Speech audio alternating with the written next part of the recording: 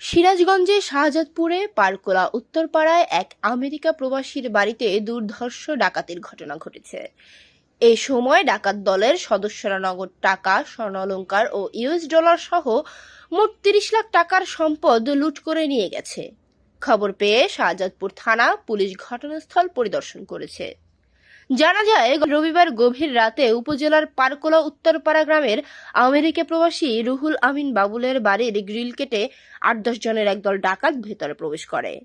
পরে বাড়িতে অবস্থানরত রুহুল আমিনের ছোট ভাই জাহাঙ্গীর হোসেন ও তার পরিবারের অন্যান্য সদস্যদের জিম্মি করে লুটপাট চালায় ডাকাত দলের সদস্যরা।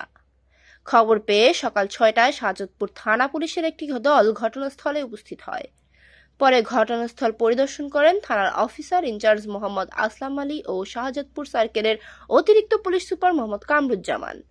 ভুক্তভোগী জাহাঙ্গীর হোসেন বলেন, গতকাল রাত আনুমানিক ৩টায় বাড়ির রান্নাঘরের বারান্দার গ্রিল কেটে ডাকাত দলের সদস্যরা দেশীয় অস্ত্রে সজ্জিত হয়ে বাড়িতে প্রবেশ করে। তারা প্রথমে জাহাঙ্গীর, তার স্ত্রী সালমা খাতুন সহ ৬ জনকে হাত পা বেঁধে আটকে রেখে প্রায় ১.৫ ঘন্টা লুটপাট চালায়। এ সময় নগদ প্রায় ৫ লক্ষ টাকা, ১০ ভরি সোনা ও ১৩,০০০ ইউএস ডলার নিয়ে যায় তারা। এ বিষয়ে শাহজাদপুর সার্কেলের অতিরিক্ত পুলিশ সুপার মোহাম্মদ কামরুজ্জামান জানান, আমরা ঘটনাস্থল পরিদর্শন করেছি। তদন্ত করে দ্রুততম সময়ের মধ্যে ডাকাতির ঘটনায় জড়িতদের গ্রেফতার করে আইনের আওতায় আনা হবে। অপরদিকে ডাকাতির খবরে শাহজাদপুর এলাকা জুড়ে চাঞ্চল্যের সৃষ্টি হয়েছে।